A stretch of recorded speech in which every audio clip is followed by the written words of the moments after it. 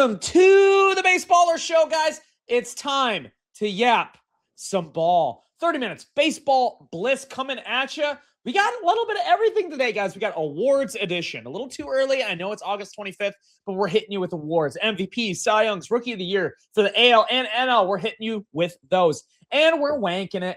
It's time to wank. We're power wanking it for you. The best teams in baseball who me and Bryce have, or Bryce and I, sorry for all you grammar people out there, but we're going to rank them. We're going to wank them. We're going to wank them and rank them. We're going to wank them and rank them. I don't know which order I'm feeling, but we're going to rip today. How are we doing today, Bryce? I'm doing good, man. It's crazy. I feel like we were just talking about spring training, and now we're already getting close to that awards discussion. So, I mean, it is flying by, but we've got some tight races here, so it's going to be fun. I know, man. It's going to be fun, and I got to appreciate it because it's sad at the end of the day because I keep thinking that lockout is just in the back of my head, just like I forgot all about it. I want to, I need to forget about it because it's making me feel icky, but it's going to make me appreciate what's going on. We're going to start out in the AL with our awards and who we have. So let's start out with the MVP. Should we even talk about this? I mean, it's Yordan Alvarez, right? This is the least interesting topic in this whole episode. Like, I want you guys to listen, but I mean, come on. Like, if you don't, I haven't met a single person who's trying to be contrarian and say it's not Yordan. Like, that's how it's more interesting to be like, who's going to finish in second? Like, it's one of those types of years for me. I mean, hands down, Yordan. He's probably going to have Triple Crown unless Caminero catches him in the home run race. It seems like he's got this award locked up. He had this award locked up in May. Is what it felt like. Dude, it's just such a gap between him and the next best person, at least in this season, where, like, if you look at OPS, he's at a 1.049. So just soak that in for a second, Bryce. That's fucking insane. First of all, that's just fucking insane. And then to say that the next highest person, there's only one other person in the American League with a 900 OPS. That's crazy. That's just crazy overall. AL's been very this year. I think I know who this is. Hit me. Wilson Contreras. It's got to be right. You know what it is. Give me a guess.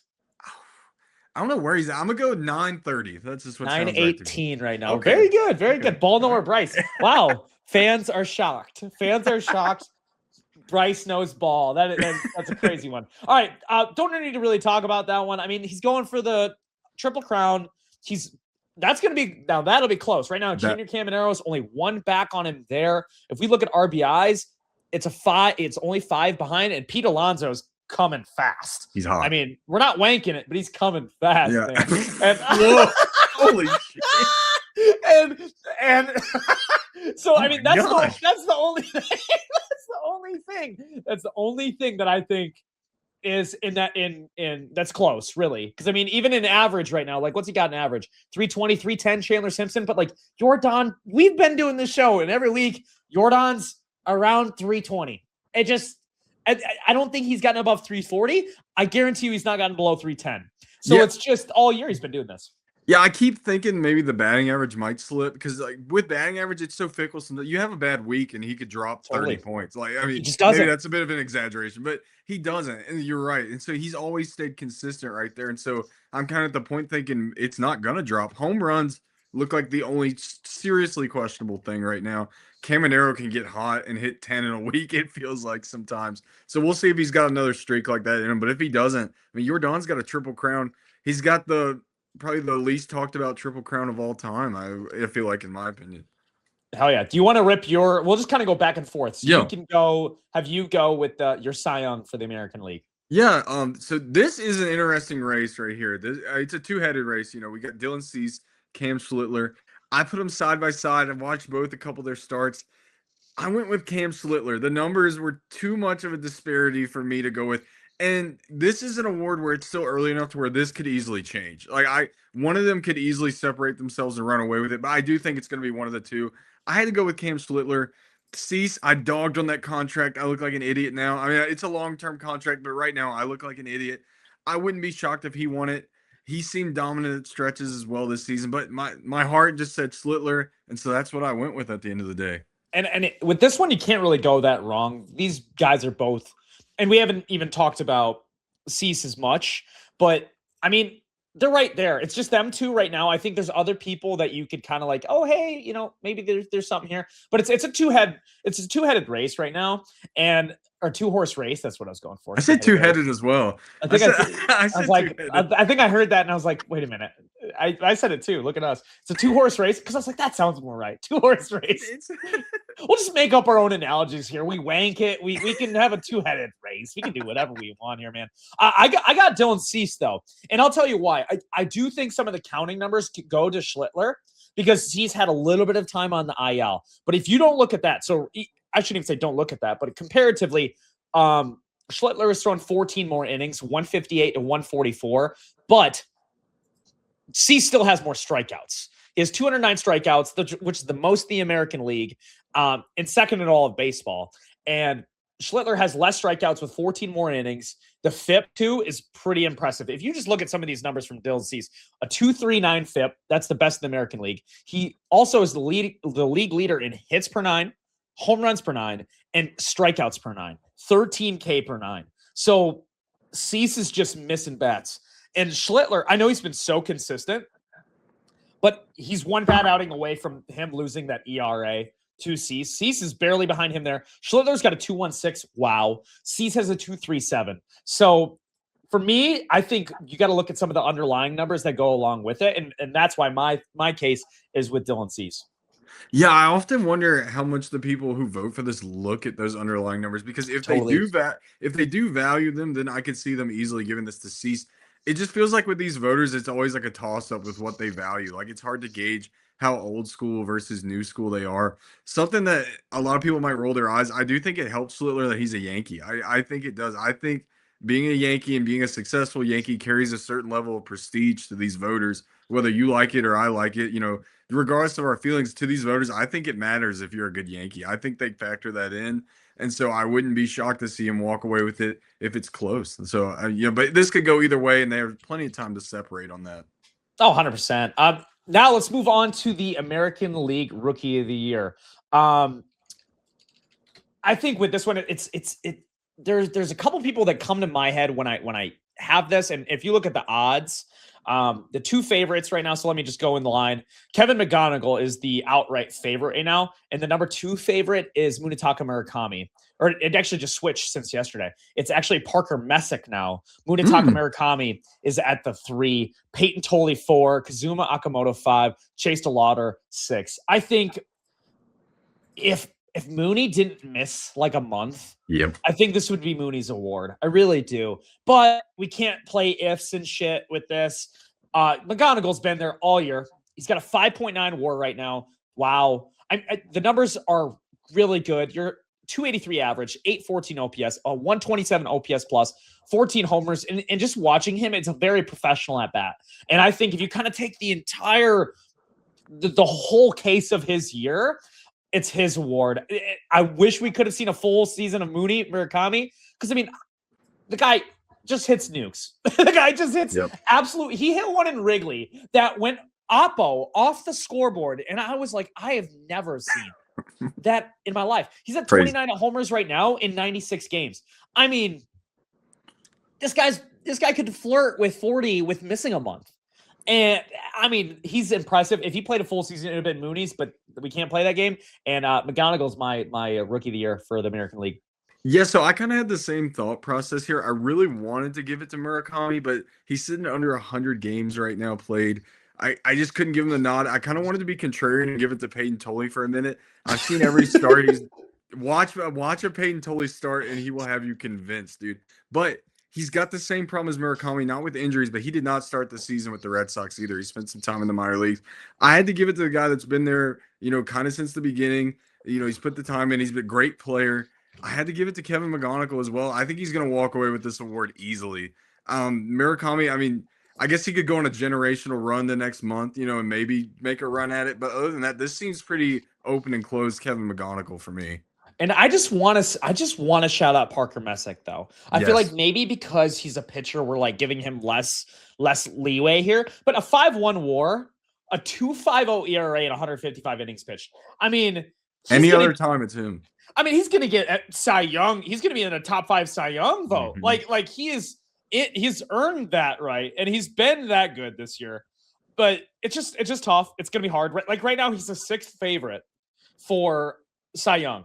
and he's the second favorite for rookie of the year. So like have a year. That just shows you there's a pretty strong class over there in the American League. And honestly, all of baseball, and we'll get into that. But Parker Messick definitely deserves a tip of the cap. 2.5 ERA. It's just because he's a Guardian. Maybe people just don't give a shit. Yeah. I don't know. You might be right. I mean, that's definitely. I feel like I haven't heard much out of him. Like it's been inconsistent throughout the summer how much I hear about him, like through media outlets and stuff. Recently, it's kind of picked up again, which is good for him, for his rookie of the year case. But I agree, guys like that just don't get the same love as some bigger city people. Yeah, no, absolutely. Let's rip. Let's go to the NL. Let's go to the NL. Let's just talk about it. This one is captivating. I think of all of these awards, if you combine how much people cared with every other award, it still wouldn't matter as much as this NL MVP. This feels like what's taking over the country and really becoming a big topic. First of all, because you have Shohei Ohtani, the most important player, the most known player on the entire planet. Obviously, people think he'll win MVP. Then you have this up-and-coming superstar, megastar in PCA. Of course, it's grabbing the world by attention because it's controversial. And that's where we're at right now. Who's going to win? I don't fucking know. I couldn't even tell you. I have on my sheet, I put PCA and then I put Shohei ? Because I need to think, like, is it who I pick as MVP or is it who I think will get voted MVP? Because who I think should be MVP is PCA. I just think if you look at what he's done all year, he's done every facet as good as a person can other than pitch the ball, which is funny I say that because that's what Shohei Ohtani does. He pitches the ball, and that's his case is, hey, I'm a fucking alien. I'm an alien. Everyone else is human, but even with him being an alien, he's only been an alien half year. For me, that's very important that it's only half of the year of being a 1.79 ERA guy, which is insane nonetheless, but it's just less valuable to me than a full season of elite defense, elite hitting, elite base running. I mean, his worst run value is 96th percentile in base running run value. The guy is just something out of this world, but he just doesn't pitch.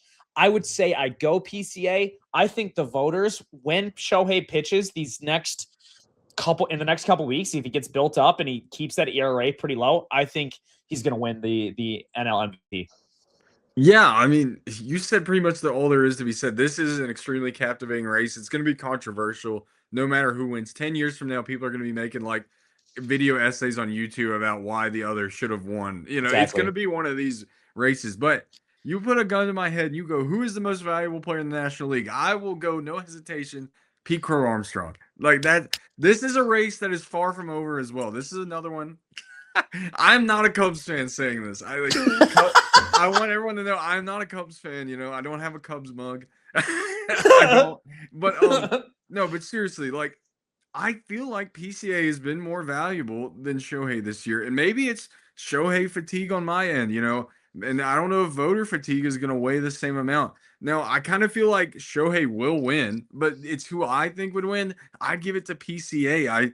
And let's say Shohei comes back and pitches. That could seal the deal, But it's not a given that Shohei's going to come in and throw and, be lights out like he was early in the season. Do I think he will? He probably will because he's Shohei. But let's not act like it's an automatic either. This is a race that has a lot of juice left in it. And this is another one like the AL Cy Young. Somebody could easily separate themselves in the next 2 to 3 weeks. I think it's going to come down to the wire. I think they're going to be fighting until the end of September.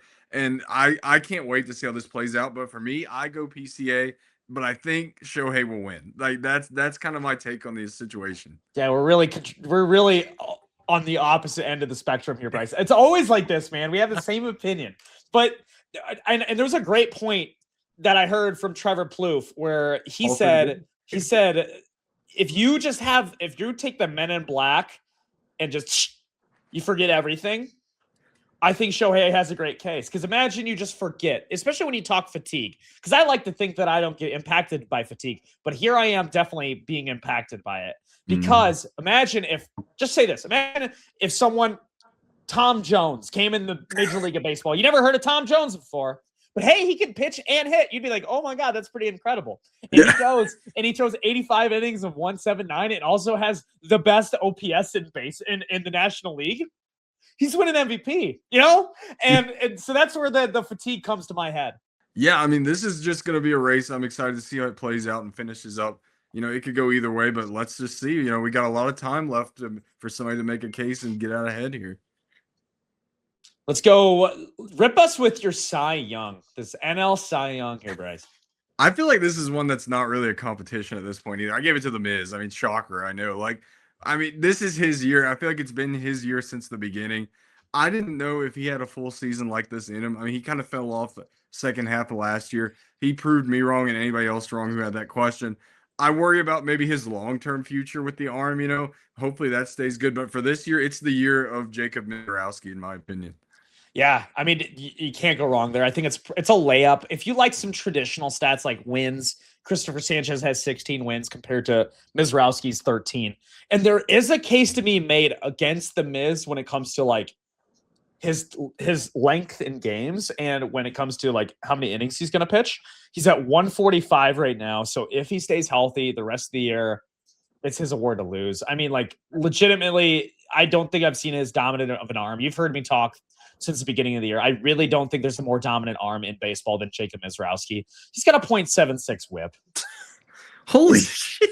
His average against is 152. It's like the only chance you have at beating the guy is if he's like just missing the zone. And so the only time you beat him is when he's bad. That's it. Yep. When he's on, you're fucked. And he's just, I wish, I hate the Brewers and I hate him. But like you can't deny it. He's just that dominant and amazing at what he does. And it's just the next closest ERA is a 2.20 by Chris Sale, who has less innings pitched. I mean, tip the cap to Chris Sale, though. He's sitting here, 37 years old, just still doing this. It's just incredible. Still doing it. Got to tip the cap. And to the others as well, the Christopher Sanchez's of the world. I mean, Erod has a 2.61. He never fell off. That's crazy. Bro, ever since we shit talked him in the WBC, he's been lights out. Lights out. Don't remind the people. That's one of our worst takes. Dude, when I was like, when he like shut down Team USA, I was like, this bum is just. Yeah, I was all at. How could you let Eduardo do that to you? Eduardo Rodriguez? Buddy's gonna get Cy Young votes this year. I'm thinking I was like complete dweebs. Don't even watch ball.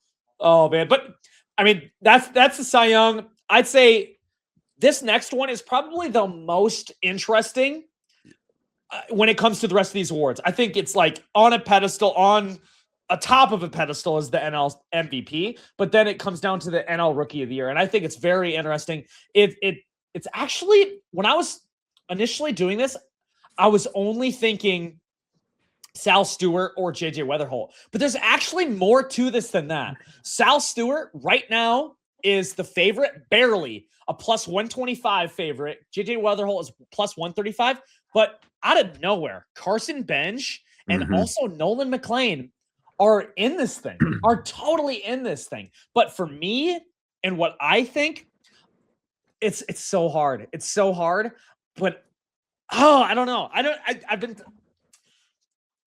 I just got to go with JJ Weatherholt. I just got to, because it just feels like it's an entire bulk of a season of him being a better player. It's so hard when you look at Sal Stewart having the most RBIs in baseball on the worst offense in baseball and be like, he's not Rookie of the Year. But JJ Weatherholt is the second best fielding run value in all of baseball.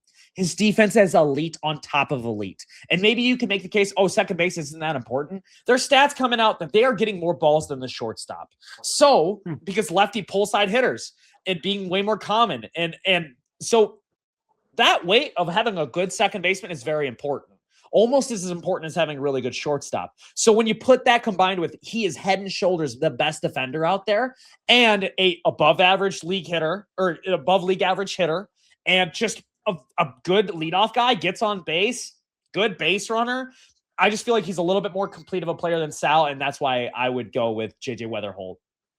Yeah, I mean, so I want to preface this by saying I would not be mad if JJ Weatherholt won this award, but for once in my life, I threw WAR out the window, and really, Bryce? I threw WAR out the window. I went with Sal Stewart. I went with the count stats. The count stats spoke to me. I looked at what So for once in my life on this, I threw B-War out of the window, which is crazy for me. I never thought I'd do it. I picked Sal Stewart over JJ Weatherholt. Now, I will not be mad at all if JJ Weatherholt wins this. I looked at Sal Stewart's counting stats and I loved what I saw. I was just enamored. Like he's probably going to be a 30 homer, 100 RBI guy. There is something so satisfying about that to me. I feel like you don't see a ton of those, maybe like you used to in the 2000s. Obviously, no steroids, but there's something so satisfying about that. He stole my heart. I had to go with Sal Stewart for the Rookie of the Year. God, I feel so fucking nerdy picking JJ Weatherholt there. It really, that one hurts me. I was this close. It's just like, there's just I got to look at every part of the ball player, and that's where I'm at because like Sal as a hitter, it's not a question of who's been a better hitter this year. Not even close. And like, what's the most valuable tool? It's hitting. Let's be real. In the game of baseball, the most valuable tool is hitting. So he gets more weight there, but I'm just so close on that. You give me another 2 minutes, I'm going to switch my opinion. But we'll just rip right there, and let's go right to wanking it. Let's go. I'm ready to wank. Oh, dude, I've been waiting to wank. But first, let's go to our sponsor, who decides for some reason to sponsor us. That's crazy. Thank you to Dabble. If you haven't downloaded Dabble yet, it's time to do that now. If you play $5, you get $10 of free play by just using code BASEBALLR, BSBLR. The cool part is once you're on the app, you can actually follow us and copy every single one of our picks throughout the season and the playoffs. It's the best DFS app out there. So if you want to take more or less on someone's hits that day, total bases, hits, runs, or RBIs, you can do that with us. Download it now. Ride with us. Code BSBLR, Baseballer. Time to wank. It's time to go. I'm just going to rip right through my 5. It's getting tough. It's getting tough. It's getting tough because I mean, there's so many teams in here that you want to put there, but I'm just gonna rip it, go right out there and do it. Number 5, I got the Atlanta Braves. They just have been playing good brand of baseball. I don't really need to dive deep into it. Obviously, you see Chris Sales there. They're a little questionable, the pitching staff, but they're just a really good team. They're going to be dangerous, and if they can snag that first round bye, I think that's huge for them. Number 4, I got your Boston Red Sox. I know it hasn't been as pretty of late, but I just really the strengths of the team just feel like good playoff baseball. The lineup at times can give you a little bit of the heebie-jeebies, but I just love where they're at with their pitching staff, and they're a winning ball club. I really like them there. I'm going to go at number 3, the Chicago Cubs. They've been playing a good brand of ball. This last weekend, they dropped a tough one. With the Mariners. They had 2 tough back-to-back walk-offs. Really tough, really, really hard to stomach. But then they come back out last night and have a 7-0 win against the Diamondbacks. They're just a really good club. They're a really good club. Number 2, I'm going to go the Milwaukee Brewers. Why? Because they have the best record in baseball. Of course they do. They just always do every time. I don't know what it is. They just find ways to win. I hate them. They probably should be there. Number 1, I'm running with my Rays again. I'm a Rays guy. I don't know what it is. There's something about them. They just find ways to win. They're a good, scrappy ball club. You got Chandler Simpson. Shout out Chandler Simpson. Batting .310. Bunch of stolen bags. I mean, I think he's got the most in the American League, tied with Bobby Witt. But, I mean, he's doing the thing. And this team just, again, the names are never that sexy, but the results are always there. Yeah, I mean, that's a good list. Our list, features a lot of the same teams, but it does differ a little bit. So at number 5 for me, I went with the Tampa Bay Rays.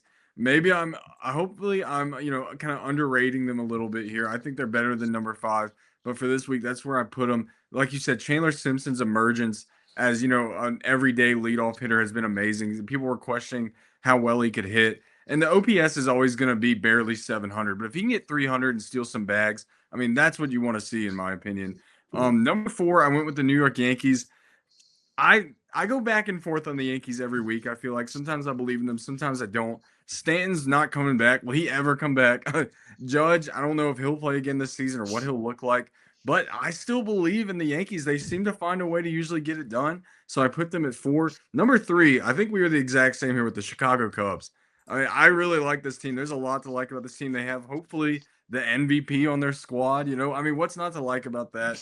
They find a way to get it done with pitching. Javier Assad, the ass man, I love him. Stop demoting him.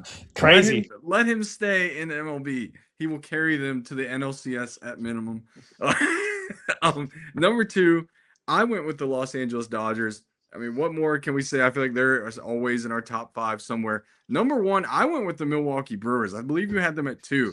I'm not going to deny the Milwaukee Brewers this week. First team to 80 wins. Them and the Rays, they're like the National League Rays to a certain extent. Like the way that they never really pop out on the stat sheet, but they're always at the top of the standings with the most wins.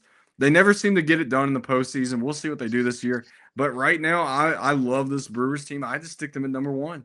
I'm gonna say this. I left the Dodgers off my list, and I know there's people out there who are thinking like, "What the hell is this guy's problem?" Let me tell you this: until we figure out what's going on with the white collar crimes with Mark Walter, they are banned off my list. They're not allowed on my list with their dirty money.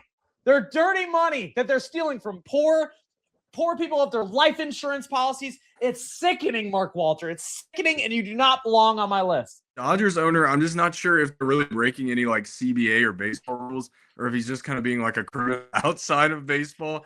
I don't really know what that situation's going to hold. It seems like I talked to one person and he's like, "Oh man, he's circumventing, he's breaking some rules of baseball," and then some people are saying they're just blowing smoke and it's really nothing. So I don't know what, if any. Probably no long-term effects are going to come from anything inside baseball or with the Dodgers when it comes to this. But I'm actually really interested in what happens with him.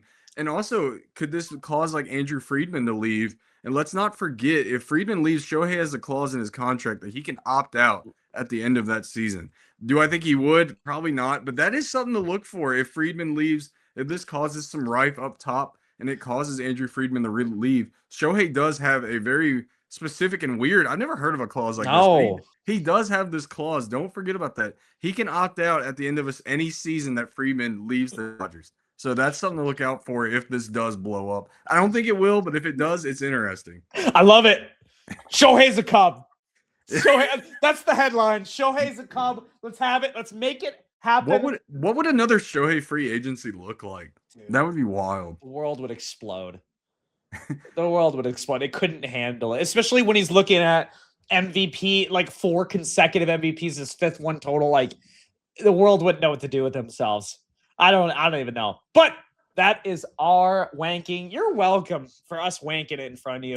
Appreciate all you guys for being around for that. Let's rip some league leaders, though. Let's do it. We got in the American League. I'm about to say Yordan's name a lot of times. Batting average 320, Yordan Alvarez. Home runs 36, Yordan Alvarez. RBIs 90, Yordan Alvarez. And then lastly, OPS 1.049, Yordan Alvarez. Weird. Stolen bases tied at 35. Chandler Simpson and Bobby Witt lead the American League. Now on a pitching, ERA leader Cam Schlittler. Wins leader 16, ERA is 2.16. Cam Schlittler. Wins leader 16. Sonny Gray. Strikeout leader Dylan Cease 209. Oh my God. Saves leader Brian Baker has 38 saves. Absolutely crazy. Get to 40 easily. He can get 50. 45. Yeah. Crazy. Yeah. I don't know. Let's 45 probably more realistic. On to the National League. Batting average leader, we have Luis Arias at 321. What's new? Home run leader, 39. As you probably could guess it, Kyle Schwarber. Hit 40 this week, Kyle. Let's see it. Let's do it. RBI leader, 98. Sal Stewart, aforementioned earlier. OPS leader, I had this set yesterday before the Cubs game. It was PCA. I'm just going to say that. But now he went 0 for 5. So OPS leader is Shohei Ohtani at 934. Stolen bases leader, Nasim Nunez, 42 swipes. Damn. Pitching leaders, ERA leader, Jacob Mizorowski at 1.68. Wins leader, Christopher Sanchez, 16. Strikeouts, as you probably could guessed it, Jacob Mizorowski, 216.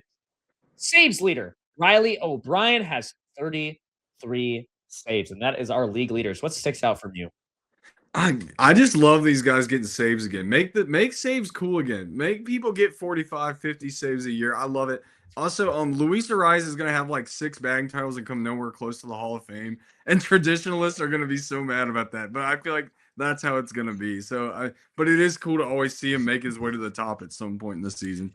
I mean, how many batting titles does he need to win to be the Hall of Fame caliber player? How many people care about batting titles, though? True. That's the thing. Because by the time he's not going to come up for a vote for the Hall of Fame for like another 10 or 15 years. So all these older people of baseball care. to be like, yeah. Exactly. So I don't know what it looks like. I just don't. I never watch him play and go, that's a Hall of Famer. But other guys have gotten him before when I've thought the same thing. So we'll see. I think in 2033 we'll have a fun conversation about this. I feel like, because dude, like we thought, I mean, honestly, I thought he was like dead this year. I was like, okay, had a bad hitting year last year. His defense is ass. Like, how much longer our team's gonna? Again, mind you, he's under a deal for $10 million right now.